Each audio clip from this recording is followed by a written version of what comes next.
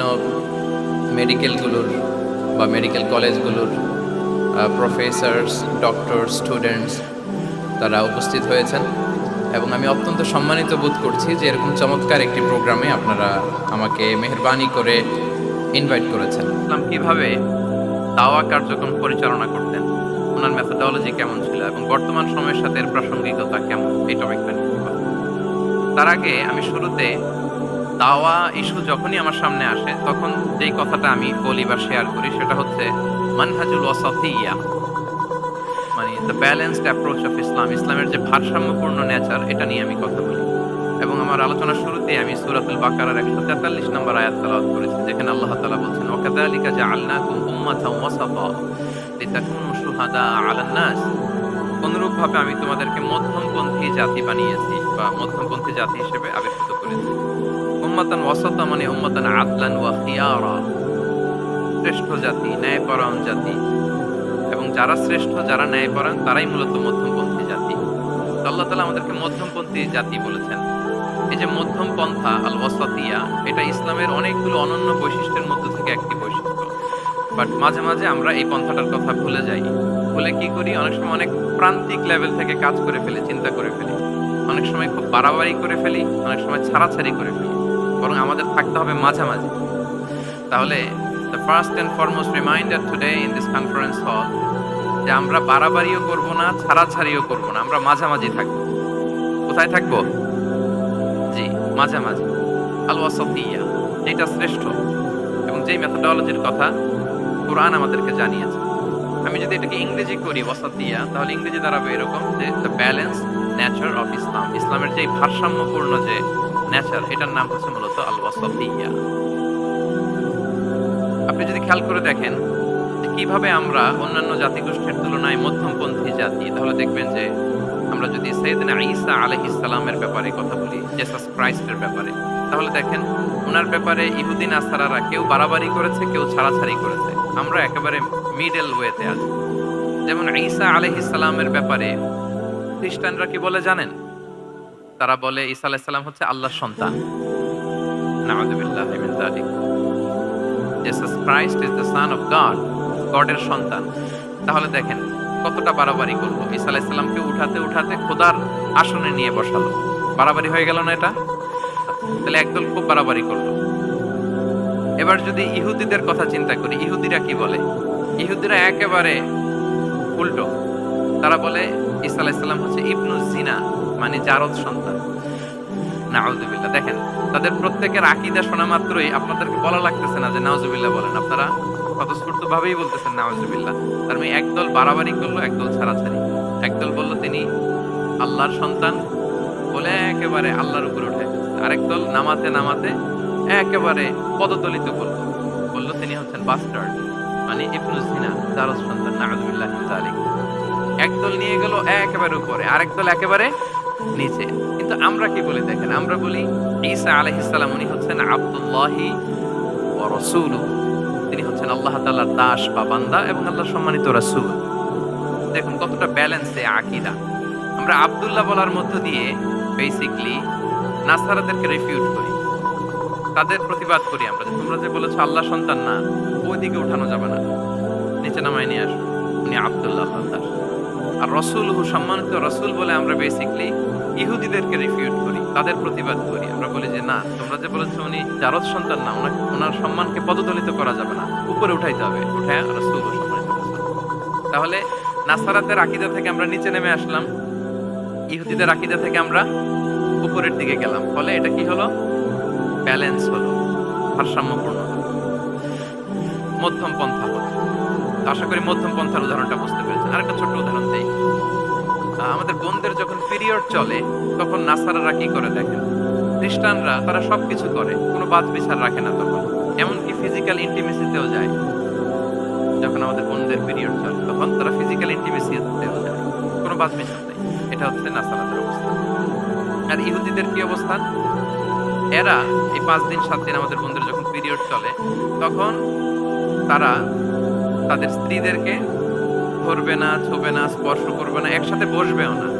তাদের ঘরে আলাদা একটা স্পেশাল রুম রাখে, ওই রুমের ভিতরে, ওই ঘরের ভিতরে তাদের 5 দিন 7 দিন ওখানে কাটাইতে হয়।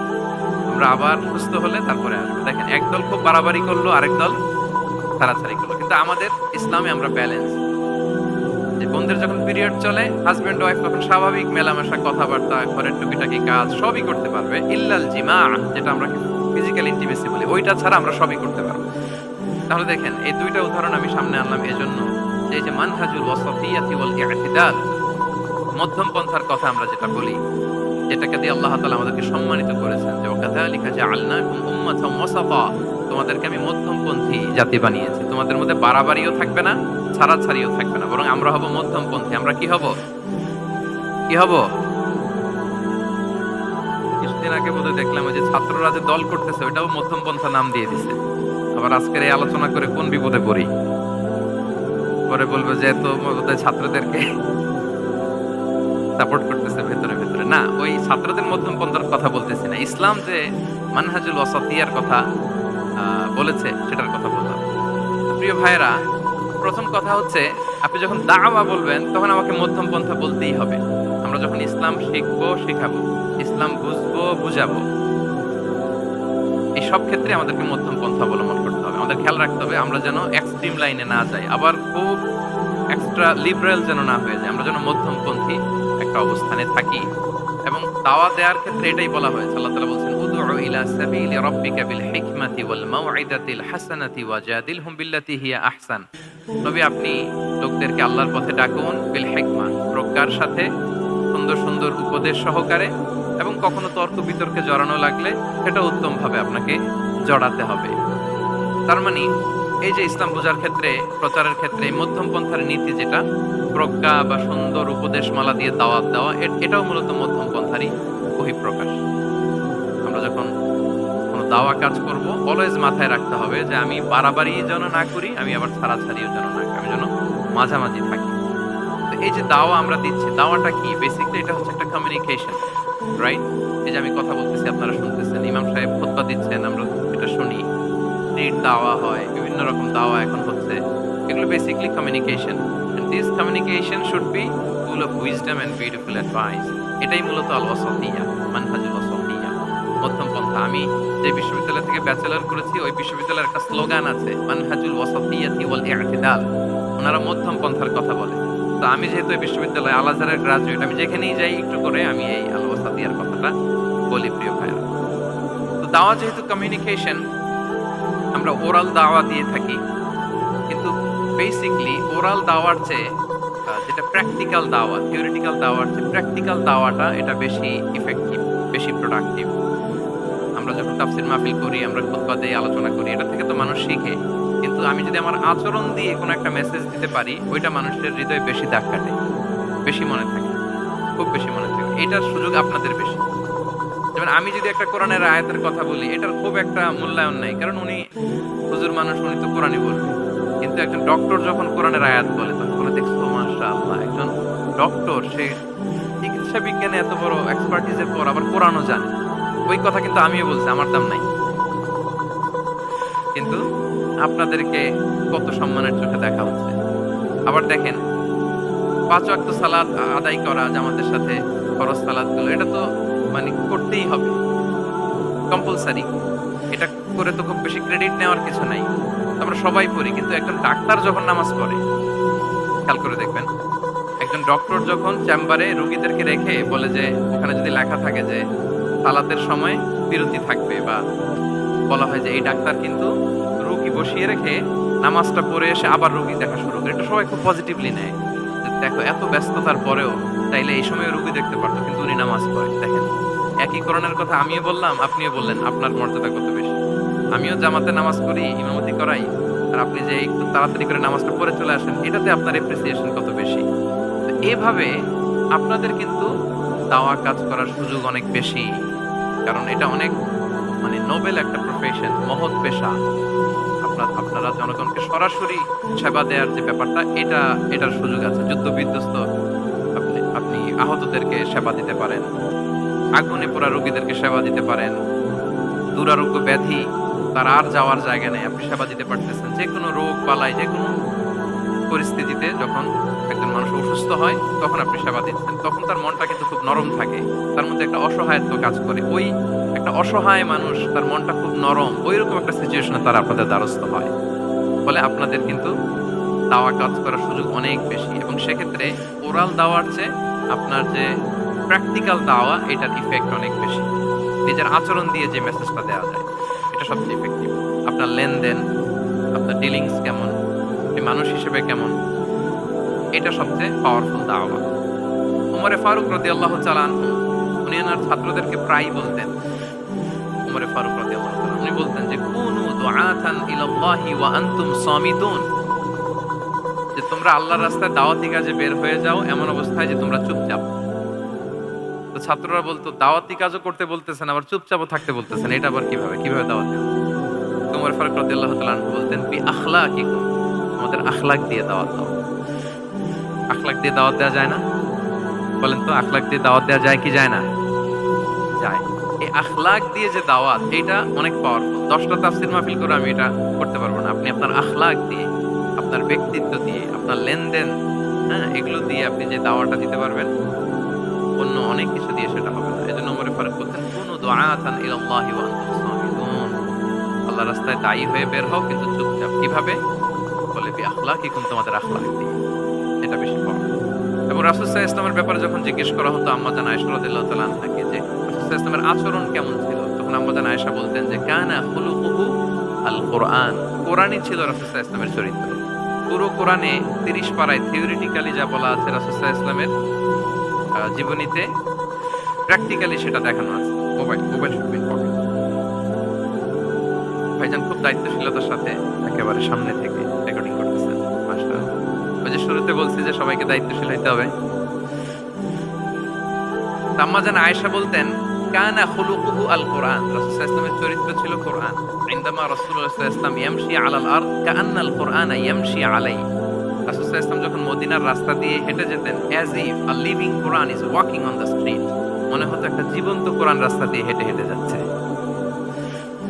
তো তাহলে we should try to be a living দাঈ, জীবন্ত দাঈ, প্র্যাকটিক্যাল দাঈ। এটা যদি আমরা হইতে পারি, তাহলে অনেক বেশি ইম্প্যাক্ট করা যাবে সোসাইটিতে, অনেক ইনফ্লুয়েন্স করা যাবে। যেটা বললাম যে আমাদের সততা, আচরণ, ব্যক্তিত্ব, পার্সোনালিটি, এগুলো দিয়ে আমরা যে দাওয়াটা দিতে পারি, ওরাল দাওয়া, বক্তব্য দিয়ে, এটা অনেক সময় সম্ভব হয় না। এবং ডাক্তারদের জন্য এটা অনেক বড় একটা সুযোগ। তাহলে ইন্ট্রোডাক্টরি ডিসকাশনে আমি দুটো বিষয়ে কথা বললাম। এক হচ্ছে আমাদেরকে মধ্যমপন্থী হইতে হবে, মানহাজুল ওয়াসাতিয়া ওয়াল ই'তিদাল, এক নম্বর। দুই নম্বর হচ্ছে লিভিং দাঈ হওয়ার চেষ্টা করতে হবে, এটা বেশি প্রোডাক্টিভ এন্ড ইফেক্টিভ। এই দুইটা পয়েন্ট আমরা বুঝতে পেরেছি তো না? বুঝতে পেরেছেন সবাই? মাশাআল্লাহ। এবার চলুন যে রাসূল সাল্লাল্লাহু আলাইহি ওয়াসাল্লামের যে প্রফেটিক দাওয়া মেথোডোলজি, কিভাবে উনি দাওয়া কাজের আঞ্জাম দিতেন, সেখান থেকে আমাদের নেয়ার আধুনিক সময়ের এর প্রাসঙ্গিকতা কি আছে, আমি 10টা পয়েন্টে আজকের এই সেমিনারে কিছু কথা উপস্থাপনের চেষ্টা করব। ওমা তাওফীকী ইল্লা বিল্লাহ। এক নাম্বার কথা হচ্ছে, আমরা যে দাওয়া দিব, এই দাওয়া language should be very soft and mild and very touchy. দাওয়া ল্যাঙ্গুয়েজ হইতে হবে ভেরি সফট, অলওয়েজ সফট, সব সময়। ইফ ইউ টক অ্যাবাউট দাওয়া, this language should be very soft and mild and touchy. দাওয়ার কথা বললে, হয়তো আপনি পলিটিক্স করেন, ওইটা আলাদা কথা। আপনি জেহাদের ময়দানে, ওইটা আলাদা কথা। আমি জেহাদ পলিটিক্স নিয়ে কথা বলতেছি না, আই এম টকিং অ্যাবাউট দাওয়া। যদি আপনি দাওয়া সেমিনারের কথা বলেন, যদি মেডিকেল দাওয়া সোসাইটি নাম দেন, দাওয়া বললে আমাকে বলতে হবে দাওয়ার language should be very soft and mild. আমরা এটা অনেক সময় ভুল করে ফেলি, এটা করা যাবে না। কারণ আপনি হৃদয় থেকে যদি কোনো কথা বলেন, এটা শ্রোতার হৃদয়ে যে টাচ করে। আল্লাহর হাবিব সাল্লাল্লাহু আলাইহি ওয়াসাল্লামের কথাগুলো নিয়ে এত আলোচনা, বিশ্লেষণ, কথাগুলো এত অ্যাপিলিং কেন, এত আবেদনময় কেন? এর কারণ হচ্ছে রাসূল সাল্লাল্লাহু আলাইহি ওয়াসাল্লাম যা বলেছেন তিনি হৃদয় থেকে বলেছেন। হৃদয় থেকে কথা বেরোলে এটা শ্রোতার হৃদয়ে যে টাচ করে। একটা ছোট্ট আয়াত আমি তেলাওয়াত করি, সূরা তাহার। আল্লাহ তাআলা বলেন, ফাকুলা লাহু কাওলান লাইয়িনা লাআল্লাহু ইয়াতাযাক্কারু আও ইয়াখশা। আল্লাহ তাআলা মূসা আলাইহিস সালাম এবং হারুন আলাইহিস সালাম, ওনাদের দুইজনকে বলছেন যে তোমরা দুই ভাই মিলে যাও, ফেরাউনের কাছে যে দাওয়াত দাও এবং কোমল ভাষায় দাওয়াত দাও। কি ভাষায়? সবাই বলুন। কোমল ভাষায় দাওয়াত দাও। কাওলান লাইয়িনা, use very soft and mild language, very touchy language. Soft এবং কোমল ভাষায় দাওয়াত দাও কাকে? পৃথিবীর সবচেয়ে বড় সন্ত্রাস, তাই না? হ্যাঁ, দুর্ধর্ষ সন্ত্রাস, খোদাদ্রোহী, তারপর সীমা লঙ্ঘনকারী, আপনি যত নেগেটিভ যা বলবেন সব যাবে ওর সাথে। ফিরআউন লাআল্লাহু ইয়াতাযাক্কারু আও ইয়াখশা, হয়তো সে উপদেশ গ্রহণ করবে অথবা তার হৃদয়ে ভয়ের উদ্রেক হতে পারে। হয়তো তোমরা soft and mild language use করবা, মুসা এবং হারুন, কোমল ভাষায় যে তোমরা দাওয়াত দিবা।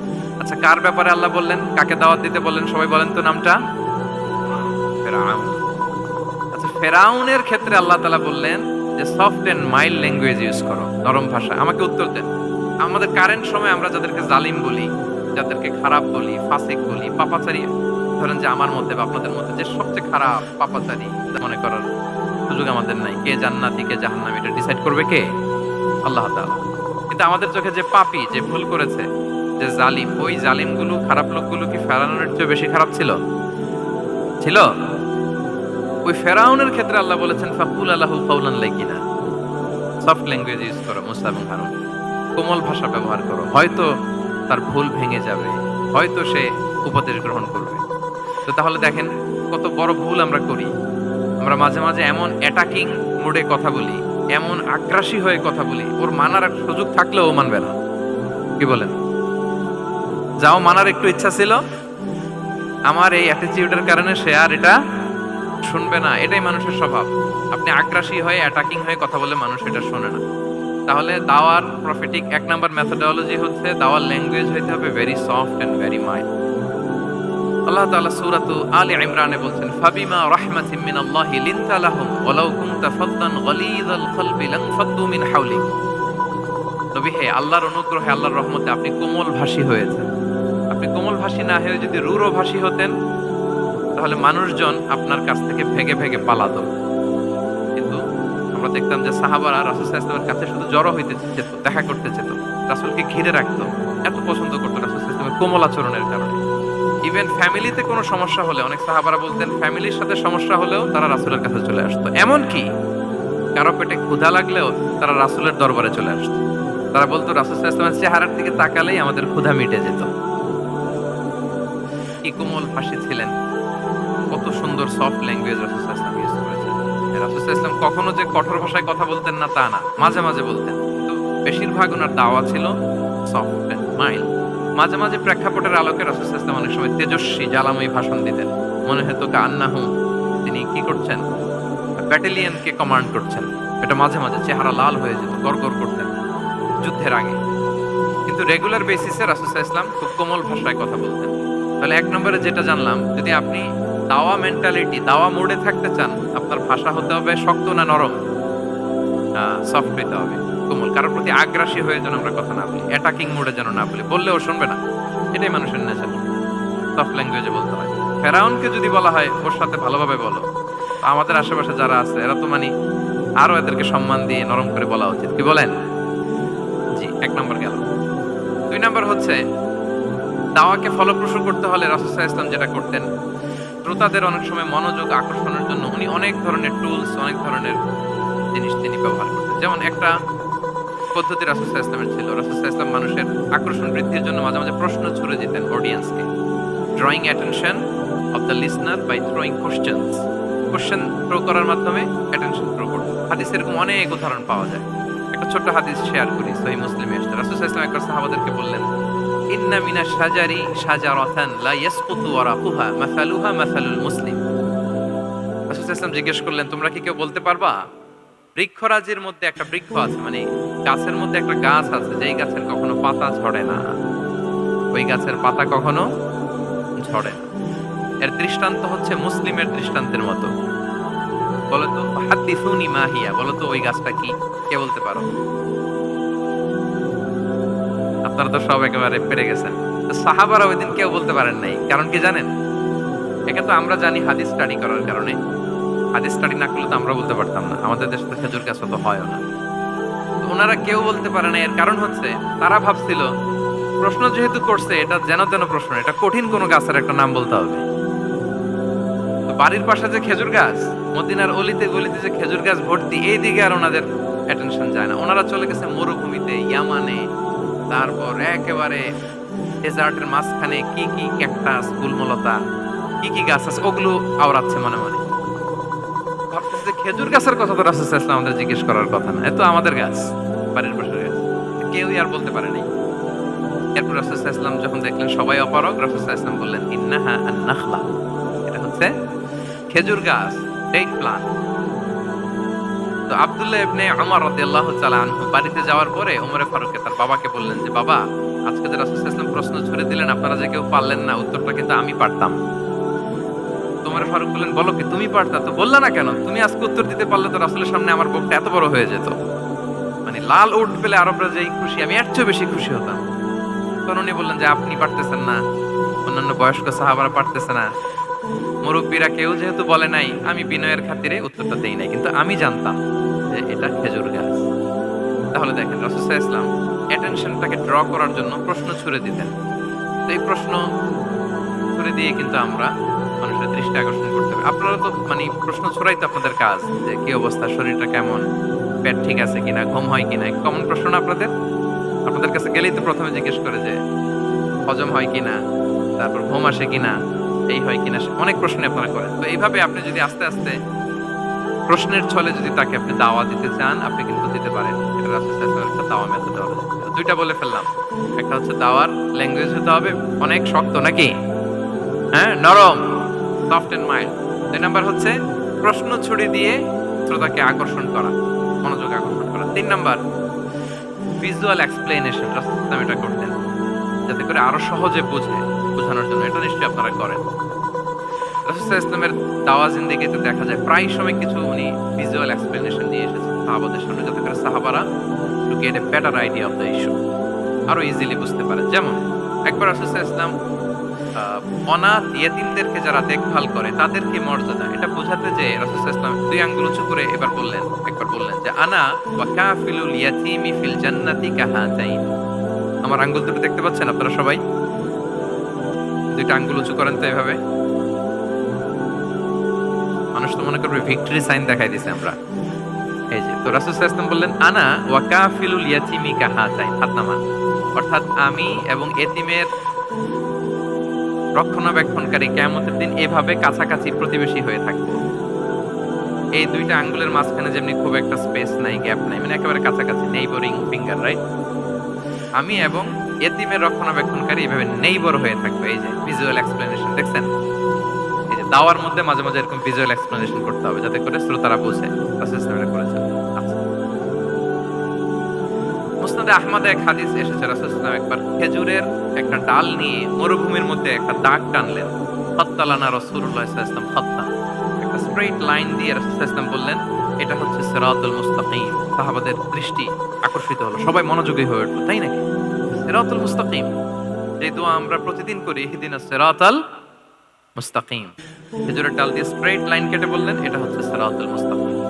এবার ওই খেজুরের ডাল দিয়ে ডানে বায়ে অনেকগুলো ছোট ছোট দাগ কাটলেন আর বললেন, হাযিহি সুবুলুশ শাইতান, এগুলো হচ্ছে শয়তানের রাস্তা, এটা হচ্ছে মুস্তাকিম, সোজা রাস্তা যেটা জান্নাতে যায়।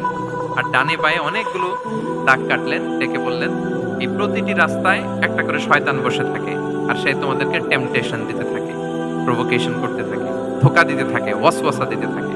ডানে বায়ে না তাকিয়ে এই সিরাতুল মুস্তাকিমের পথেই অবিচল থাকতে হবে, ইনশাআল্লাহ বলেন।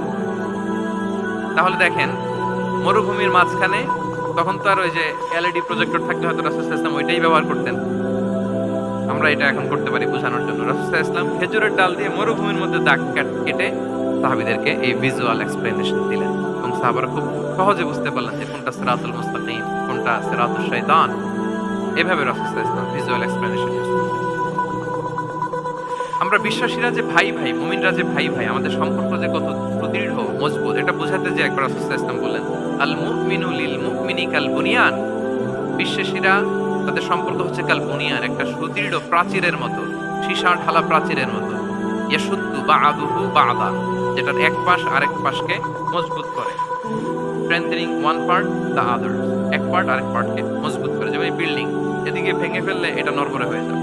তিনি বুঝালেন যে সুদৃঢ় প্রাচীরের মতো হচ্ছে বিশ্বাসীদের সম্পর্ক। এটা বলে ওয়াশাব্বাকা বাইনা আসাবিহি, মানে ডান হাতের আঙ্গুলগুলো বাঁ হাতের ভেতরে ভেবে ঢুকিয়ে দিলেন, বললেন যে এরকম মজবুত।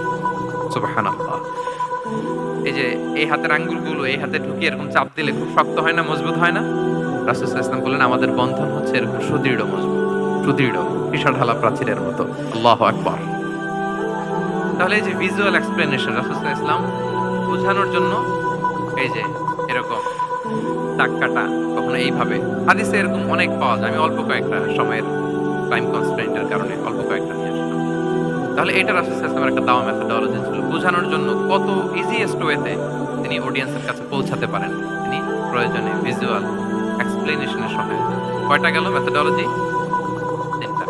আচ্ছা, ৪ নাম্বার হচ্ছে গ্রাজুয়ালিটি, ধীরে ধীরে ধাপে ধাপে দাওয়া পরিচালনা করা, দাওয়া কাজ করা। এটাতে অনেক সময় আমরা ভুল করে ফেলি। আমরা অনেক সময় একটু রাশিং মেন্টালিটি থেকে তাড়াহুড়ো। একজন ভাই নতুন দিনে ফিরছে, আগে হয়তো সংশয়বাদী ছিল, নাস্তিক ছিল, প্র্যাকটিস করতো না, এখন সে প্র্যাকটিসের ইচ্ছা করছে। এই সুযোগ পেয়ে আমি তারে বলা শুরু করলাম, নামাজ পড়তে হবে, রোজা রাখতে হবে, যাকাত দিতে হবে, তোমার ওয়াইফকে পর্দা করাইতে হবে, হালাল হারাম ও কয়েক ছাড়ছে, আমার সম্ভব না। ও বলবে, ভাই আগে যা ছিলাম ওইটাই ভালো ছিল, এতগুলো তো আমি মানতে পারবো না। এই যে আপনি তাকে দিন থেকে ভাগালেন, আপনার দাওয়া মেথোডোলজি জানা না থাকার কারণে আপনি তাকে ভাগালেন। একসাথে আপনি এত কথা বলবেন না। নতুন যখন কেউ দিনে ফিরে, তাকে আপনি একসাথে এত কথা বলবেন না।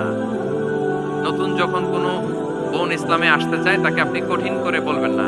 উপরে আমাদের বোনরা আছে, তাদেরকেও আমি বলবো, সহজ করে বলেন। প্রথমে নামাজের কথা বলেন, নামাজ আস্তে আস্তে পড়ুক যতটুকু পারো। প্রথমে হয়তো 5 ওয়াক্ত পারবে না, 1 ওয়াক্ত 2 ওয়াক্ত দিয়ে শুরু করবে, এরপর আস্তে আস্তে 5 ওয়াক্ত যাবে। এরপর তাকে একটু শালীন পোশাকের কথা বলেন, যে তুমি একটু শালীন পোশাক পরো, সেফটি সিকিউরিটির জন্য ভালো। এটাতে অভ্যস্ত হলে তাকে হেজাবের দাওয়াত দিবেন আপনি, হেজাবে অভ্যস্ত হলে নেকাবের দাওয়াত দিবেন আপনি। এইভাবে গ্রাজুয়ালিটি, ধাপে ধাপে, একসাথেই কঠিন করে দিনকে উপস্থাপন করা যাবে না। দাওয়া is a gradual process. Gradually যাইতে হবে, beginning with the most important issue first, তারপর যেটা ইম্পর্টেন্ট, তারপর যেটা ইম্পর্টেন্ট, ধাপে ধাপে আপনি তাকে বলবেন। আপনারা নিশ্চয়ই সবাই মদ হারাম হওয়ার যে স্টেপগুলো আছে জানেন না? কয়বারে হারাম হয়েছে? 3 বারে। ওয়াসআলুনাকা আনিল খামরি ওয়াল মাইসির কুল ফীহিমা ইসমুন কাবীরুন ওয়া মানাফিউ লিন-নাস ওয়া ইসমুহুমা আকবারু মিন নাফইহিমা।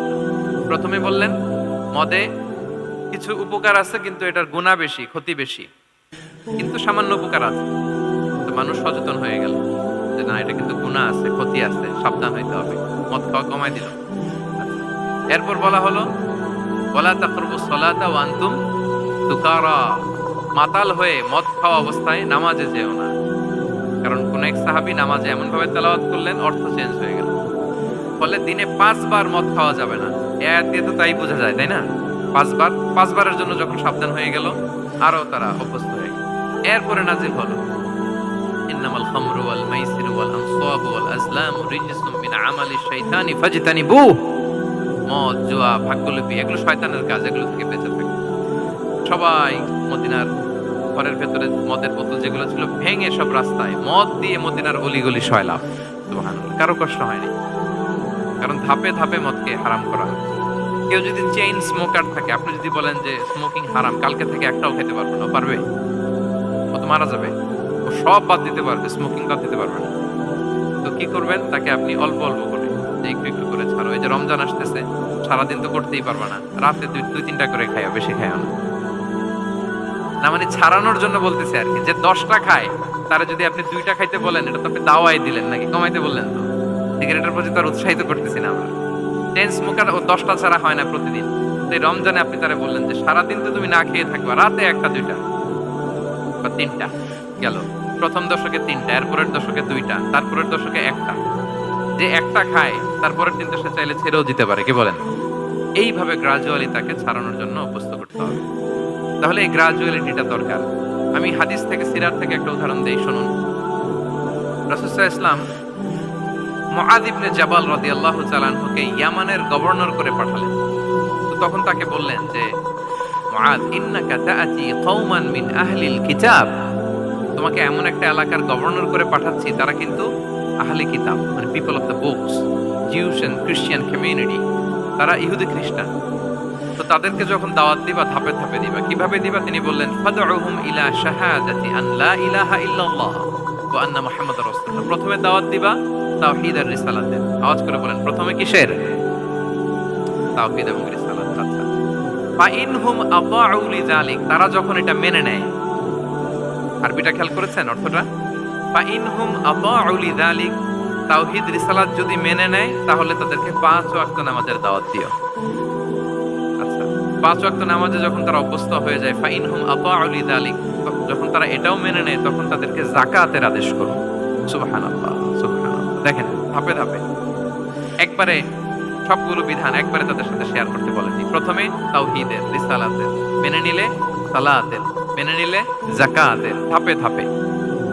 তাহলে একবারে কেউ নতুন যখন দিনে ফিরেছে একবারে সবকিছু তার ঘাড়ে চাপিয়ে দিবেন আপনি? কি করবেন? গ্রাজুয়ালি, ধাপে ধাপে আমরা এই দাওয়াটা তাদেরকে দেওয়ার চেষ্টা করবো। এটা খুব ইফেক্টিভ হবে, ফলপ্রসূ হবে। কয়টা বললাম আমরা? 4টা। আপনাদের মনোযোগ আছে তো? বোরিং হচ্ছেন না তো? একটু বোরিং বোরিং লাগতেছে আপনাদের? হওয়ার কথা, যেহেতু সেই সকাল থেকে আমি শুনলাম 11টা থেকে প্রোগ্রাম। তো যারা দূর থেকে আসছেন নিশ্চয়ই ফজরের পরে রওনা দিয়ে। ঢাকার বাইরে থেকে আসছেন কারা কারা দেখি তো একটু। ইয়া সালাম, আপনারা নিশ্চয়ই ফজর পরে রওনা হয়েছেন গতকাল। মাশাআল্লাহ, মাশাআল্লাহ, আল্লাহ তাআলা কবুল করুন। আসুন আমরা তাকবীর পড়ি, তাহলে আরেকটু এনার্জেটিক হব আমরা। লিল্লাহি তাকবীর, লিল্লাহি তাকবীর, লিল্লাহি তাকবীর। এনার্জেটিক লাগতেছে না এখন? মাশাআল্লাহ, না ঠিক আছে, ঠিক আছে, এই তো ঠিক। আচ্ছা, 4টা কভার করে ফেলেছি। 5 নাম্বার হচ্ছে দাওয়ার মধ্যে ইমোশনাল ইন্টেলিজেন্স ইউজ করতে হবে, তাহলে এটা মোর ইফেক্টিভ হবে।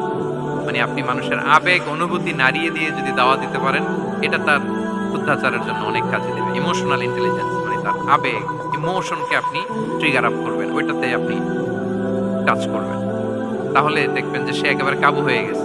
রাসূল সাল্লাল্লাহু আলাইহি ওয়াসাল্লামের সিরাতে আমরা অনেক সময় দেখেছি যে ইমোশনাল ইন্টেলিজেন্সকে কাজে লাগিয়ে রাসূল সাল্লাল্লাহু আলাইহি ওয়াসাল্লাম তার আবেগ অনুভূতিতে এমন ভাবে নাড়া দিয়েছেন, তাকে আল্লাহ তাআলা হেদায়েতের রাস্তায় নিয়ে এসেছেন। একটা ছোট্ট উদাহরণ দেই, মুসনাদে আহমদ ইবনে হাম্বলের হাদিস। কিভাবে ইমোশনাল ইন্টেলিজেন্স রাসূল সাল্লাল্লাহু আলাইহি ওয়াসাল্লাম ইউজ করতেন, আবেগ অনুভূতিকে কিভাবে নাড়া দিতেন। এক যুবক এসে সাহাবাদের সামনে রাসূল সাল্লাল্লাহু আলাইহি ওয়াসাল্লামকে বললেন, ইয়া রাসূলুল্লাহ ইযান লি বিজিনা, হে আল্লাহর রাসূল আপনি আমাকে জিনার অনুমতি দেন। নাউযুবিল্লাহ, কিসের? জিনার মানে ব্যভিচারের অনুমতি দেন, ব্যভিচার বা জিনার অনুমতি দেন। আশেপাশের সাহাবারা তো রেগে মেগে আগুন। ফাআকবাল আল কওমু আলাইহি ফাসাজারু, সবাই তাকে দৌড়ে ধরতে গেল আর ধমকাতে লাগলো, ছি ছি ছি, মা মা। আমরা যেটা বাংলায় বলি ছি ছি, আরবিতে ওনারা কি বলে? মা মা, ছি ছি, কি বলো তুমি? লজ্জা শরমের মাথা খেয়ে তুমি রাসূলুল্লাহর দরবারে এসে বলতেছো, হে আল্লাহর রাসূল আপনি জিনার অনুমতি দেন। যে রাসূল আল্লাহর পক্ষ থেকে বাণী শোনায়, ওয়ালা তাকরাবুজ জিনা, তোমরা ব্যভিচারের নিকটবর্তীও হয়ো না, আর তুমি সেই নবীর কাছে এসে আবদার করতেছো জিনার অনুমতি দেন। তারা যখন তেরে আসলো এই যুবকের দিকে, রাসূল সাল্লাল্লাহু আলাইহি ওয়াসাল্লাম তাদেরকে থামালেন, বললেন যে তোমরা থামো, যুবককে ডেকে আনো আমার কাছে। যুবককে নিয়ে আসা হলো। রাসূল সাল্লাল্লাহু আলাইহি ওয়াসাল্লাম তাকে পরম আদরে কাছে টেনে নিলেন। এবার তাকে জিজ্ঞেস করলেন, তুমি জিনার অনুমতি চাও না? বলে যে ইয়া রাসূলুল্লাহ জি, জিনার অনুমতি। তখন রাসূল সাল্লাল্লাহু আলাইহি ওয়াসাল্লাম বললেন, তুমি আমাকে উত্তর দাও তো, তুমি বলো তো যে আতুহিব্বুহু লিউম্মিক, তুমি কি পছন্দ করবে যে কোনো পরপুরুষ তোমার মায়ের সাথে এই জিনাটা করুক? তোমার এটা ভালো লাগবে? সে বলে, লা ইয়া রাসূলুল্লাহ, না, কখনো না, আমার মায়ের সাথে কেউ এই পাপাচারে লিপ্ত হবে এটা কোনো মানুষ মেনে নেবে না। আমি কেন, কেউ মেনে নেবে না। তারপর রাসূল সাল্লাল্লাহু আলাইহি ওয়াসাল্লাম তাকে বললেন, আতুহিব্বুহু লিবনাতিক, তুমি তোমার কলিজার টুকরা সন্তান, কন্যা সন্তানের সাথে, তোমার কন্যার সাথে কেউ এই পাপ কাজটা করুক, এটা তুমি মেনে নিবে? এটা তুমি পছন্দ করো? সে বলল, লা ইয়া রাসূলুল্লাহ, হে আল্লাহর রাসূল কোশ্চিন কালেও না, কখনো মানবো না, আমার মেয়ের সাথে কেউ এই কাজ করবে কখনো। রাসূল সাল্লাল্লাহু আলাইহি ওয়াসাল্লাম আবার তাকে প্রশ্নবাণে জর্জরিত করতে লাগলেন। আবার বলেন, আতুহিব্বুহু লিউখতিক, তুমি কি তোমার প্রিয় বোনের সাথে কেউ এটা করুক, এই পাপাচারে লিপ্ত জিনা করুক, পছন্দ করবে? তোমার বোনকে কেউ এরকম করবে, অপমান করবে, এটা চাইবে তুমি? বলে, কখনো না, লা ইয়া রাসূলুল্লাহ, কখনো না, কেউই তো পছন্দ করবে না এটা। তখন রাসূল সাল্লাল্লাহু আলাইহি ওয়াসাল্লাম বললেন, তুমি যার সাথে জিনার অনুমতি চাইছো সে তো কারো না কারো মা, কারো না কারো মেয়ে, কারো না কারো বোন, তুমি এভাবে কেন ভাবতে পারো না? সুবহানাল্লাহ। এই কথা বলার পরে তো সে একেবারে ইমোশনালি এমন ড্যামেজ হয়েছে, লজ্জায় কাচুমাচু হয়ে মাথা নিচু করে দাঁড়ায়। তখন রাসূল ইসলাম তার পিঠে একটা আলতো চাপড় মারলেন, পরম মমতায় আলতো চাপড় দিয়ে তার জন্য দোয়া করলেন, আল্লাহুম্মা গফির যামবাহ ওয়া তাহহির কলবাহ ওয়া হাসসিন ফারজা, আল্লাহ তুমি এই যুবকের পাপ মোচন করো, আল্লাহ তুমি তার অন্তরটাকে পরিশুদ্ধ করো, আল্লাহ তুমি তার চরিত্রটাকে নিষ্কলুষ করো। এই হাদিসের রাবি উনি বলতেছেন, ফালাম ইয়াকুন বা'দা যালিকাল ফাতা ইয়ালতাফিতু ইলা শাই। ওই দিনের পর থেকে এই যুবক কখনো কোনো পরনারীর দিকে রাস্তায় তাকায় নাই। এই ইমোশনালি যখন তাকে দুর্বল করা হলো, তাকে যখন এইভাবে রাসূল সাল্লাল্লাহু আলাইহি ওয়াসাল্লাম প্রেজেন্টেশন করলেন, হাদিসের বর্ণনাকারী বলেন এরপরে আমরা কোনোদিন তাকে পরনারীর দিকে তাকাতে দেখি নাই। তার হৃদয়টাকে আল্লাহ তাআলা পরিশুদ্ধ করে দিলেন। রাসূল সাল্লাল্লাহু আলাইহি ওয়াসাল্লাম ইউযাক্কিহিম, কিভাবে মানুষকে পরিশুদ্ধ করতে দেখেন, কিভাবে তার আবেগ অনুভূতিকে নাড়িয়ে তার চিন্তার জগতে আলোড়ন সৃষ্টি করে তাকে এমন ভাবে কাবু করলেন যে রাসূল সাল্লাল্লাহু আলাইহি ওয়াসাল্লাম যেই দিকে তাকে গাইড করতেছে এখন সে সেদিকেই যেতে বাধ্য। তো এইটা আমাদেরকে করতে হবে, ইমোশনাল ইন্টেলিজেন্স কাজে লাগিয়ে মানুষের আবেগ অনুভূতিতে নাড়া দিয়ে যদি আপনি তাকে কোনো কথা, কোনো বার্তা, কোনো নাসিহাত করেন, তখন সেটা সে শোনে। এমন শোনা শুনে এমন ভাবে সে হেদায়েতের পথে আসে যেটা আমরা কল্পনাও করতে পারি না। তাহলে এটা যেন আমরা করি, এটা খুবই প্রোডাক্টিভ, এটা খুবই ইফেক্টিভ, এটা খুবই ফ্রুটফুল কাজে দেয় মানুষকে ইমোশনালি তাকে দাওয়া দেওয়া। এই পয়েন্টটা বুঝতে পেরেছেন তো সবাই, না? কয়টা গেল? 6 নাম্বার মেথোডোলজি হচ্ছে দাওয়া should be full of love. দাওয়া বললে এটার সাথে লাভ থাকতে হবে, লাভ, ভালোবাসা। যদি আপনি দাওয়া বলেন এখানে লাভ থাকতে হবে। ইট কামস উইথ লাভ, ভালোবাসা। ভালোবাসা দিয়ে আপনি মানুষের হৃদয় জয় করতে হবে। আমরা দায়ীরা অনেক সময় বেশি জাজমেন্টাল হয়ে যাই। আরব শায়েখরা বলে যে নাহনু দুআত লাসনা কুদাত, আমরা দাঈ, আমরা জাজ নই, উই আর নট জাজেস। আমাদের অনেক দায়ীরা আমরা ভুল করে ফেলি, আমরা বলি যে ও খারাপ, ও এটা, ও জাহান্নামী, ও খারিজ। এরকম আমরা সবাইকে নাকচ করি, মনে হয় যেন সবাইরে জাহান্নামে পাঠাই, আমি একা জান্নাতে যেতে পারলেই সফল। আচ্ছা বলেন তো, সব গেল জাহান্নামে, আপনি একা শুধু জান্নাতে, ভালো লাগবে আপনার? এই যে আজকে আমরা এখানে সবাই ছাত্র, শিক্ষক, ডিস্টিংগুইশ গেস্টরা, উপরে আমাদের বোনরা, কত ভালো লাগতেছে না? ধরেন যে 2500 সিটিং ক্যাপাসিটির এই চীন মৈত্রী সম্মেলন কেন্দ্রে কেউ নাই, শুধু আপনি একা। এই বিশাল হল রুমে কেউ নাই, আপনি একা, ভাল লাগবে? তখন মিস্টার বিনের মতো হা হু করা লাগবে, শুধু একা একা, ঠিক না? সবাইকে জাহান্নামে পাঠিয়ে শুধু আমি জান্নাতে গেলে এটা আমার ভাল লাগবে না। ওই জান্নাতে তো আমরা কিভাবে আমাদের জান্নাতের দলকে ভারী করতে পারি, এই চেষ্টাটা আমাদের বেশি বেশি করতে হবে, কি বলেন? তাহলে দাওয়া should be full of love, কারণ ভালোবাসা দিয়ে যা জয় করা যায় কঠোরতা দিয়ে তা পারা যায় না। ভালোবাসা দিয়ে আপনি যেটা করতে পারবেন, কঠোরতা দিয়ে কখনো সেটা করতে পারবেন। আসুন আমরা হাদিস থেকে শুনি, সিরাত থেকে শুনি। আল্লাহর হাবিব সাল্লাল্লাহু আলাইহি ওয়াসাল্লাম মসজিদে নববীতে বসে আছেন সাহাবাদেরকে নিয়ে। হঠাৎ এক বেদুইনের আগমন। বেদুইন মানে যার মধ্যে নগর জীবনের কোনো নিয়ম কানুন সে দেখেনি, জানে না, বোঝে না। সিভিলাইজেশন বলতে যেটা বুঝি, ভদ্রতা, কার্টিসি, ম্যানার, এটা সে শিখেনি। এরকম এক বেদুইন অনেক দূর পল্লী থেকে মদিনার মসজিদে নববীতে এসেছে, কিন্তু সে ইসলাম ধর্ম গ্রহণ করেছে, মুসলিম। তো মসজিদে ঢুকে সে 2 রাকাত নামাজ পড়তেছে, এসে যে রাসূলকে সালাম দিবে কথা, ওই কার্টিসিটাও নাই। রাসূল সাল্লাল্লাহু আলাইহি ওয়াসাল্লাম বসা ওইদিকে সাহাবাদের নিয়ে, সে তার মতো এসে এক জায়গায় মসজিদের সাথে তার উট বেঁধে সে 2 রাকাত নামাজ পড়ে দোয়া করতেছে আল্লাহর কাছে। কি দোয়া জানেন? দোয়ার মধ্যেও কাটিসি নেই। দোয়াতে বলে ইয়া আল্লাহ, আল্লাহুম্মা আরহামনি ওয়ারহাম মুহাম্মাদা ওয়ালা তারহাম মা'ানা আহাদা। মানে আল্লাহ তুমি শুধু আমারে রহম করো আর মুহাম্মদ সাল্লাল্লাহু আলাইহি ওয়াসাল্লামকে রহম করো, আমাদের সাথে আর কাউরে রহম করো না তুমি। বেদুইন তার মধ্যে আদাবু দোয়া, দোয়ার যে একটা এটিকেটস আছে এটা তো তার জানা নাই। দোয়ায় অন্যদের জন্য দোয়া করলে যে নিজের লাভ এটা সে জানতো না। আমি যদি বলি যে আল্লাহ এই ভাইদেরকে তুমি কবুল করো, তখন ফেরেশতারা বলে আল্লাহ যিনি দোয়া করতেছে আগে তাকে তুমি কবুল করো। কেউ অসুস্থ, আমি যদি বলি আল্লাহ আমার এই ভাইকে তুমি সুস্থ করো, আল্লাহর ফেরেশতারা বলে আল্লাহ যিনি দোয়া করলেন আগে তার রোগ বালাই থাকলে আগে তাকে সুস্থ করো। এই যে দোয়ার এটিকেটস, আদাব দোয়া, এটা সে জানতো না। সে দোয়া করতেছে আল্লাহুম্মা আরহামনি ওয়ারহাম মুহাম্মাদা ওয়ালা তারহাম মা'ানা আহাদা, শুধু আমারে রহম করো, মুহাম্মদ সাল্লাল্লাহু আলাইহি ওয়াসাল্লাম রহম আর কাউরে না। তো রাসূল সাল্লাল্লাহু আলাইহি ওয়াসাল্লাম দূর থেকে দেখতেছেন এই দোয়া আর বলতেছেন যে হায় রে, একটা প্রশস্ত জিনিসকে সে সংকীর্ণ বানায় ফেললো। আল্লাহর কাছে কি রহমের কোনো কমতি বা ঘাটতি আছে? নাই। সে তো দোয়াতে সবাইকে ইনক্লুড করতে পারে। রাহমাতাল লিল আলামিন আল্লাহর হাবিব সাল্লাল্লাহু আলাইহি ওয়াসাল্লাম তিনি বুঝতে পেরেছেন যে এই লোকটা আসলে বেদুইন, তার মধ্যে ওই কার্টিসি নাই। তো তিনি ফলো করতে লাগলেন যে দেখি লোকটা কি করে। তো লোকটা দোয়া টোয়া করেই এবার যে মসজিদের এক কর্নারে বসে ওখানেই পেশাব করা শুরু করলো। মানে কোনো কার্টিসি নিয়ম ভদ্রতা তার জানা নেই। তো তাকে পেশাব করতে দেখে বাকি লোকেরা তো তাকে ধরতে গেল, মারতে গেল। রাসূল সাল্লাল্লাহু আলাইহি ওয়াসাল্লাম বললেন, দাউ, রাখো রাখো, আরে থামো থামো, ওকে কাজ সারতে দাও, ওকে ওর কাজ সারতে দাও।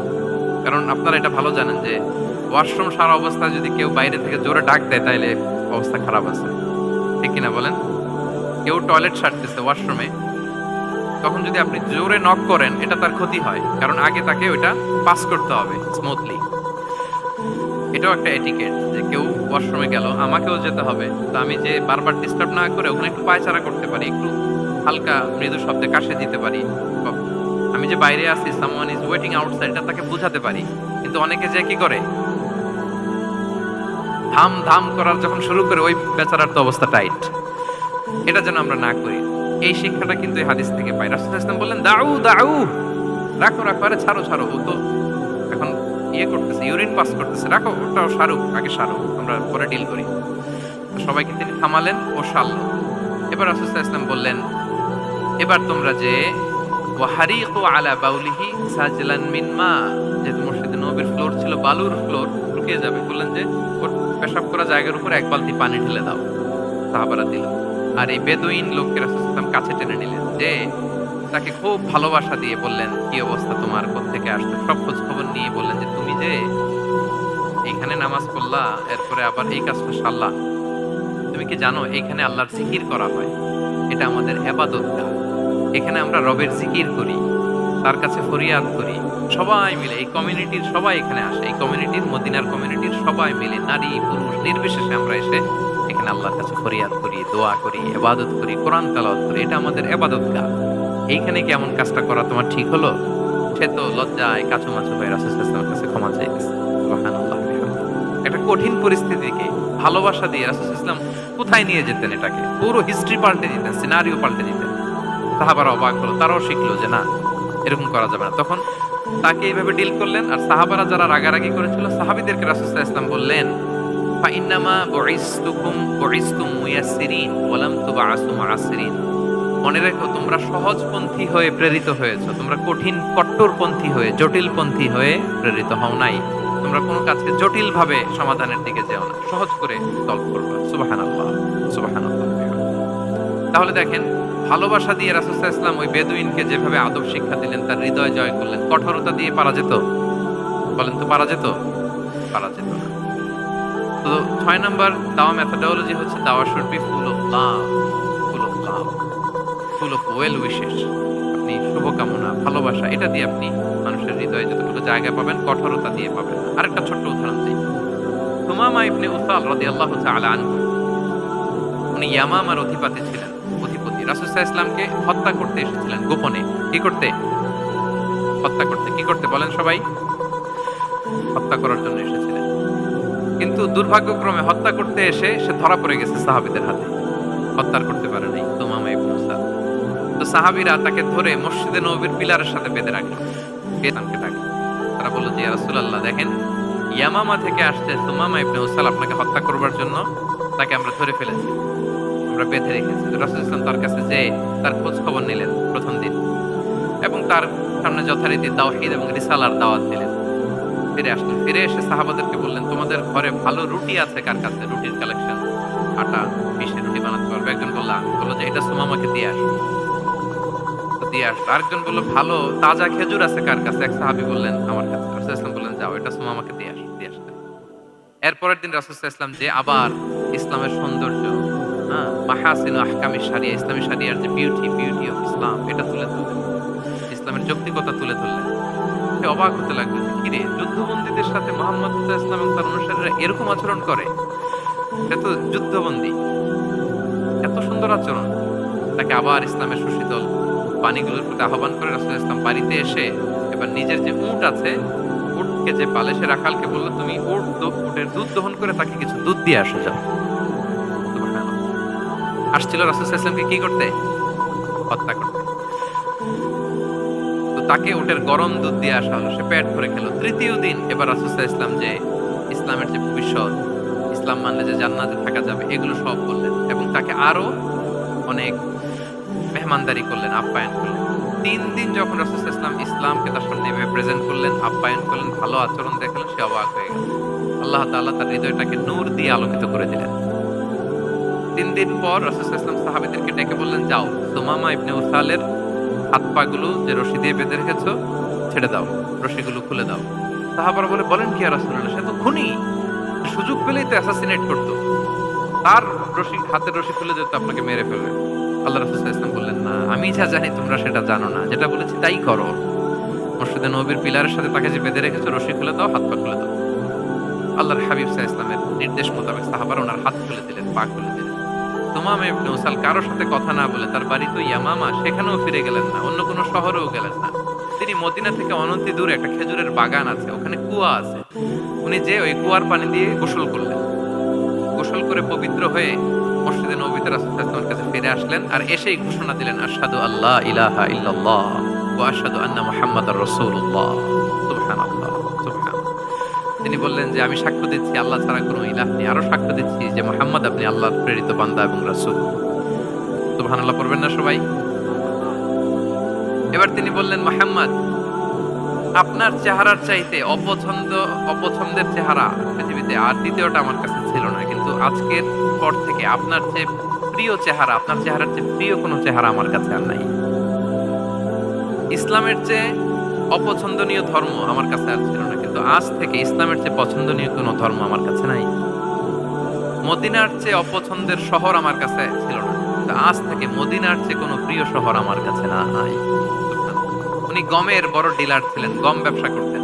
উনার থেকে গম নিয়ে মক্কায় মুশরিকরা চলতো। তিনি ঘোষণা দিলেন, আজকে থেকে আমার এলাকার কোনো গম মক্কায় যাবে না। এবার মক্কাবাসী পড়ছে বিপদে, গম ছাড়া তো তারা খেতেও পারবে না। তারা আল্লাহর হাবিব সাল্লাল্লাহু আলাইহি ওয়াসাল্লামের কাছে চিঠি লিখে পাঠালেন যে, মুহাম্মদ, তোমার এই যে নতুন অনুসারী, সে যদি গম না দেয় আমাদের তো অবস্থা খারাপ, তুমি দয়া করে এই গমের সাপ্লাই আবার যাতে সে চালু করে তুমি একটু বলে দাও। আল্লাহর হাবিব সাল্লাল্লাহু আলাইহি ওয়াসাল্লাম আবার সুমামা ইবনে উসালকে বলে দিলেন, আবার সে সাপ্লাই চালু করলেন। সুবহানাল্লাহ, হামদুলিল্লাহ। এবং তিনি প্রথম তালবিয়া পাঠ করে উমরা করেছিলেন, ওনার আগে কেউ এভাবে উমরা করতে পারেনি। তাহলে দেখেন, আসলো খুনি হয়ে, আসলো কি হয়ে? খুনি হয়ে, আর ফিরে গেল নবী প্রেমিক হয়ে। সুবহানাল্লাহ। এটা কিভাবে সম্ভব হয়েছে? রাসূল সাল্লাল্লাহু আলাইহি ওয়াসাল্লামের উদারতা, ভালোবাসা, ঠিক কিনা বলেন? তাহলে আপনি যদি দাওয়ার কথা বলেন আমাকে, দাওয়া should be full of love.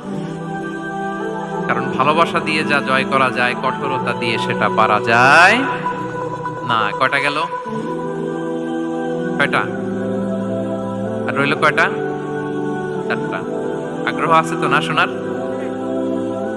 আচ্ছা, 7 নাম্বার হচ্ছে, 7 নাম্বার, রাসূল সাল্লাল্লাহু আলাইহি ওয়াসাল্লাম যদি কাউকে কারেকশন করতে চাইতেন, কখনো তাকে অপমান করতেন না, অন্যের সামনে তার নাম নিতেন না, নাম না নিয়ে তাকে শুধরে দিতেন। এটা দাওয়ার আরেকটা মেথডোলজি।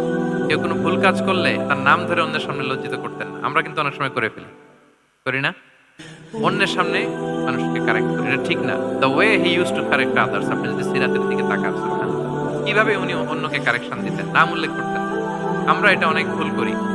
আমি এই জন্য খুব দুঃখিত এবং লজ্জিত। আমাদের দাওয়া অঙ্গনে আপনি ইউটিউব খুললে দেখবেন যে অনেক দায়ীরা, এক দায়ী আরেক দায়ীকে তুচ্ছ-তাচ্ছিল্য করছে, তার নাম নিয়ে তাকে ছোট করা, তাকে খারিজ করা, তাকে নাকচ করা, সে জাহান্নামী, সে কাফের, সব ইসলামের ঠিকাদারি উনি একা নিজে নিয়ে বসে আছে, আর বাকি যা আছে সব খারিজ।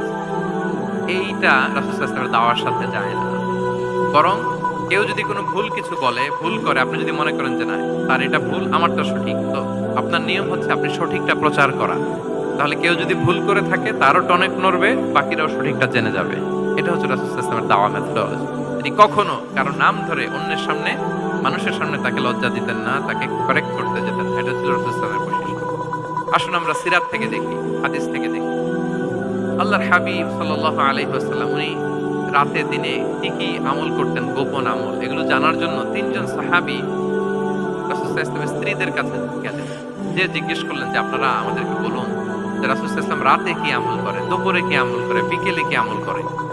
তো আমাদের আম্মা জানেরা, রাসূল সাল্লাল্লাহু আলাইহি ওয়াসাল্লামের প্রিয়তমা স্ত্রীরা বললেন যে উনি রাতে এরকম তাহাজ্জুদ, দুপুরবেলা এরকম তেলাওয়াত, এই সময় নফল নামাজ, এই সময় এটা করে। আল্লাহর হাবিব সাল্লাল্লাহু আলাইহি ওয়াসাল্লামের পুরো আমলের ফিরিস্তি যখন শোনানো হলো, কাআন্নাহুম তাকাল্লুহা, তাদের কাছে এটা একটা কম মনে হলো পরিমাণে, তারা ভাবছিল হয়তো আরো বেশি করে। তখন তাদের একজন বলল, আরে আইনা নাহনু মিন রাসূলিল্লাহ, কই রাসূল সাল্লাল্লাহু আলাইহি ওয়াসাল্লাম, কই আমরা? রাসূল সাল্লাল্লাহু আলাইহি ওয়াসাল্লামের ব্যাপারে আল্লাহ বলেছেন কদ গুফিরা লাহু মা তাকাদ্দামা মিন যামবিহি ওয়া মা তাআখার। রাসূল সাল্লাল্লাহু আলাইহি ওয়াসাল্লামের আগের পরের সব গুনাহ মাফ। আদতে তো ওনার কোনো গুনাহই নাই, তারপরও একটা স্পেশাল স্ট্যাটাস হচ্ছে আপনার আগের পরের সব গুনাহ মাফ। তো তারা বলল যেই মহান ব্যক্তির, যেই নবীর আগের পরের সব গুনাহ মাফ বলে ঘোষণা দেওয়া হয়েছে, তার সাথে তো আমাদের তুলনা করলে হবে না, আমাদের তো বেশি আমল করতে হবে। রাসূল সাল্লাল্লাহু আলাইহি ওয়াসাল্লাম হয়তো এই জন্য এই স্ট্যান্ডার্ড মেইনটেইন করেন না, এরকম করলে তো আমরা মাফ পাবো না আল্লাহর কাছে। ভালো চিন্তা থেকেই তারা ভাবছেন যে না, আমাদের আমল আসলে কম হয়ে যাচ্ছে, বাড়াইতে হবে। রাসূল সাল্লাল্লাহু আলাইহি ওয়াসাল্লামের কথা ভিন্ন, আমাদের বাড়াইতে হবে। তো কি করতে হবে? একজন বলল আজকে থেকে আমি সারা রাত নফল নামাজ পড়বো, সারা রাত ঘুমাবো না। নিয়ত করে ফেলছে আমি সারা রাত নফল নামাজ, এশার পর থেকে যে নফল শুরু হবে ফজর পর্যন্ত, ঘুমটুম নাই, আচ্ছা গেল। আরেকজন বলল আমি সারা বছর রোজা রাখবো, কালকে থেকে যে রোজা ধরবো আর ভাঙবো না সারা বছর। আরেকজন বলল আমার কয়েকজন স্ত্রী আছে, আমি আর স্ত্রীদের কাছে যাব না, আমি এখন থেকে সন্ন্যাসী, বৈরাগী জীবন যাপন করব, আমি আর কোনো নারীর কাছে যাচ্ছি না। এই ঘোষণা যখন তারা দিয়ে ফেলছে, এটা রাসূল সাল্লাল্লাহু আলাইহি ওয়াসাল্লামের কান পর্যন্ত যে পৌঁছলো। আল্লাহর হাবিব সাল্লাল্লাহু আলাইহি ওয়াসাল্লাম এটা শুনে ফেললেন। শুনে রাসূল সাল্লাল্লাহু আলাইহি ওয়াসাল্লাম এটা অপছন্দ করলেন, কারণ এটা তো রাইট ট্র্যাক না, ওনারা ভুল করতেছে। একটা ভরা মজলিসে রাসূল সাল্লাল্লাহু আলাইহি ওয়াসাল্লাম বললেন আনতুমুল্লাযীনা কুলতুম কাযা ওয়া কাযা, শুনলাম তোমাদের মধ্যে কে কে নাকি এমন এমন বলছো। সুবহানাল্লাহ।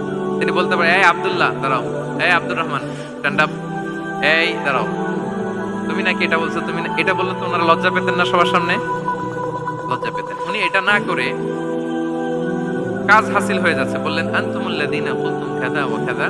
অনেক বর্ণনা এরকম পাওয়া যায়, মা বালু আকওয়ালিন আকওয়ামিন ইয়াফআলুনা কাযা ওয়া কাযা, মা বালু আকওয়ামিন ইয়াকুলুনা কাযা ওয়া কাযা। তাদের কি হলো, তারা এমন এমন বলে, তাদের হলোটা কি, তারা এমন এমন বলে। এইভাবে তিনি শুধরে দিতেন। তো বললেন তোমাদের মধ্যে কেউ কেউ নাকি এটা বলে, এটা বলে। এই ওই তিনজনের তো টনক নড়ে গেছে, আর বাকিরা শুনতেছে। তখন রাসূল সাল্লাল্লাহু আলাইহি ওয়াসাল্লাম বললেন না, এটা ঠিক নয়। আমি তোমাদের মধ্যে থেকে সবচেয়ে বেশি মুত্তাকি, সবচেয়ে বেশি বুজুর্গ।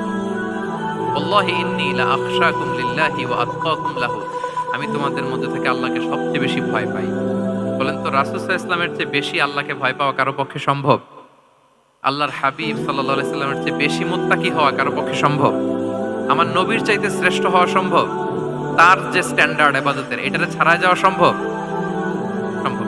তো তিনি বললেন যে আমি রাত্রিবেলা ঘুমাই আসার পরে, আবার শেষ রাতে তাহাজ্জুদও পড়ি, ঘুমও আছে নামাজও আছে, ব্যালেন্স। আমি সোম বৃহস্পতিতে রোজা রাখি, সপ্তাহের বাকি দিনগুলোতে খাই। আবার আমার অনেক 9 জন স্ত্রী তো এট এ টাইমে ছিল, আমি স্ত্রীদের সাথে মেলামেশাও করি। তো আমি এগুলো সব ঠিক রেখে আল্লাহর সবচেয়ে প্রিয় মুত্তাকি হইতে সমস্যা হলো না। তোমাদের এত সমস্যা কোথায়? তোমাদের সমস্যা কোথায়? আমার চেয়ে শ্রেষ্ঠ যদি কেউ কিছু করতে চাও, এটা হবে না, আমি হচ্ছি স্ট্যান্ডার্ড। সুবহানাল্লাহ। দেখেন এইভাবে যখন বললেন, ঠিক করে দিলেন যে তোমরা কে কে জানি এরকম নিয়ত করছো, এটা ভুল করেছো, বরং শুদ্ধ হবে এটা। ওই তিনজনের টনক নড়ে গেছে, তারা শুধরে নিয়েছেন, আর বাকিরা সঠিক মেসেজটা, সঠিক নির্দেশনাটা জেনে গেল। তাহলে ওনাদেরকে কারেকশন করা হয়ে গেছে না অলরেডি? বলেন তো, ওনারা যে ভুল করছে কারেকশন হয়েছে কিনা? কিন্তু তাদেরকে অপমান করা হয়েছে। এই ভুলটা আমরা অনেক সময় করি। অন্যের সামনে কখন নিজের ছেলেকে, নিজের স্ত্রীকে, বন্ধুকে বা যাকে, হঠাৎ হাসির রোল পড়লো কেন? এখানে কিছু কমন পড়ে গেছে নাকি কথা নিজের জীবনের সাথে? অন্যের সামনে এইভাবে আমরা যেন কারেক্ট না করি। কাউকে সংশোধন করতে চাইলে আল্লাহর হাবিব সাল্লাল্লাহু আলাইহি সাল্লামের দেখানো পথেই যেন আমরা সংশোধন করি। এটা হচ্ছে এই হাদিসের 1 নম্বর শিক্ষা। আরেকটা শিক্ষা হচ্ছে ব্যালেন্স লাইফস্টাইল, ব্যালেন্স অ্যাপ্রোচ আমরা জানলাম। অনেকে মনে করে, আমার পরিচিত কয়েকজন লোক আছে, আমি বলছি, তারা থামাইছে কিনা জানি না, আমার কাছে এসে শোনাইতেছে হুজুর আমি সারা বছর রোজা রাখি। আমি বলছি আপনারা বলছে কি সারা বছর রোজা রাখতে? সারা বছর তো রোজা রাখা নিষেধ, এটাকে সময় বিসাল বলে, এটা নিষেধ। বরং সবচেয়ে বেশি যদি কেউ রাখতে চায়, রাসূল সাল্লাল্লাহু আলাইহি ওয়াসাল্লাম বলছে, তাহলে সাওমুল্লাহি দাউদ, সিয়ামু দাউদ, দাউদ আলাইহিস সালামের রোজা। এর চেয়ে বেশি না। একদিন রাখবা, আরেকদিন ভাঙবা, একদিন রাখবা, আজকে রোজা রাখলে কালকে খাবেন, কালকে রাখবেন, এরপরের দিন রাখবেন, এরপরের দিন ভাঙবেন। এর চেয়ে বেশি রাখা যায় না। লাগাতার রোজা রাখা নিষেধ। লাগাতার 6 মাস, 5 মাস, সারা বছর অনেকে রোজা রাখে, এটা না জানার কারণে। তাহলে এই যে ইসলামের যে ব্যালেন্স লাইফস্টাইল, এটা আমরা জানলাম। কাউকে কিভাবে শুধরে দিতে হবে, কারেক্ট করতে হবে, কারেকশনের ওয়ে, এটা আমরা জানলাম। আরেকটা হচ্ছে ইসলাম যে the combination of material and spiritual life, এইটার একটা তথ্য আমরা জানলাম যে আপনার এই দুনিয়াও লাগবে আপনার, আখিরাতও লাগবে। আপনি সব ছেড়ে দিয়ে শুধু আল্লাহর রাস্তায় চলে গেলে ওইটা ইসলাম শিখায় নাই। ইসলাম যে আমাদেরকে ফরিয়াদ শেখায়, প্রার্থনা শেখায়, রব্বানা আতিনা ফিদ দুনিয়া হাসানা ওয়া ফিল আখিরাতি হাসানা ওয়া কিনা আযাবান নার। হে আল্লাহ, আপনি দুনিয়াতেও হাসানা দেন, আখিরাতেও হাসানা দেন। আগে চাইছি কোনটা, আখিরাত না দুনিয়া? সবাই বলেন তো, রব্বানা আতিনা ফিল আখিরাতি হাসানা ওয়া ফিদ দুনিয়া হাসানা, এরকম নাকি রব্বানা ফিদ দুনিয়া হাসানা? দেখেন, দুনিয়াটা আগে, দুনিয়াটা আগে। তো ব্যালেন্স, এই ভারসাম্য রাখাটা আমি আলোচনা শুরুই তো করেছি, ওয়াসাতিয়া মানে ভারসাম্যপূর্ণ। ইসলামের নেচারটা হচ্ছে ব্যালেন্সড অ্যাপ্রোচ। এটা আমরা এই হাদিস থেকে দেখতে পারি। আমাদের অনেকেরই এটাতে ঘাটতি আছে, অনেক জ্ঞানী, অনেক স্কলার, অনেক তার কিছু, কিন্তু তার মধ্যে ভারসাম্য এবং পরিমিতি বোধ নাই। পরিমিতি বোধ, ভারসাম্য, ব্যালেন্স লাইফস্টাইল, এটা অনেকে অ্যাডপ্ট করতে পারে না। এটা বছরের পর বছর সাধনা করতে হয়, অ্যাডপ্ট করে নিতে হয় নিজের সাথে। তাহলে 7 নাম্বার হচ্ছে, কাউকে শুধরে দিতে চাইলে আপনি কিভাবে শুধরে দিবেন এটা আমরা জানলাম। তাকে সবার সামনে লজ্জা দিয়ে শুধরে দেওয়া যাবে? তাহলে কৌশলে তাকে শুধরে দিতে হবে। করা যাবে তো ইনশাআল্লাহ? কয়টা গেল? 8 নাম্বার। 8 নাম্বার হচ্ছে, এটা দায়ীদের জন্য অনেক বড় রিমাইন্ডার। সেটা হচ্ছে, আমরা যে দাওয়া দেই এটা খেয়াল রাখতে হবে। আমি যা বলি ওটা সবার আগে অ্যাপ্লাই করতে হবে নিজের মধ্যে। আমরা অনেক সময় এটা করে ফেলি যে ভালো একটা হাদিস শুনলে, কোরআনের আয়াত শুনলে, একটা কিছু শুনলে মনে করি যে এগুলো এই সবার জন্য, মানে এটা বাদ, এখান থেকে শুরু, লাইনটা এখান থেকে শুরু, এইখান থেকে যারা আছে এই সবাই এগুলো পালন করবে, আমি এটার বাইরে। দেখুন, যার সাথেই কথা বলেন তার কোনো সমস্যা, তার দোষ, তার কিভাবে সেলফ ডেভেলপমেন্ট, আত্মোন্নয়ন, আত্মশুদ্ধি, শুদ্ধাচার, এগুলো নিয়ে কথা নাই। খালি বলি যে কি সমস্যা রে ভাই সমাজে, জানেন, শেষ হয়ে গেল দেশটা। তারপর রাজনীতিতে সমস্যা, সমাজে সমস্যা, হুজুরদের মধ্যে সমস্যা, ওদের মধ্যে সমস্যা, শুধু সমস্যা, মানে উনি সব জায়গায় সমস্যা দেখতে পায়। কিন্তু বেসিকলি আপনি যখন সমস্যা নিয়ে কথা বলবেন, সবার আগে খেয়াল করতে হবে যে ওই সমস্যায় আমি আক্রান্ত কিনা। আমরা কেন যেন অন্যকে কাট করায় দাঁড় করাতে বেশি পছন্দ করি, কিন্তু নিয়ম হচ্ছে নিজেকে বারবার কাট করায় দাঁড় করানো, যে আমি ঠিক করতেছি কিনা, আসলে আমার মধ্যে শুদ্ধাচার আছে কিনা।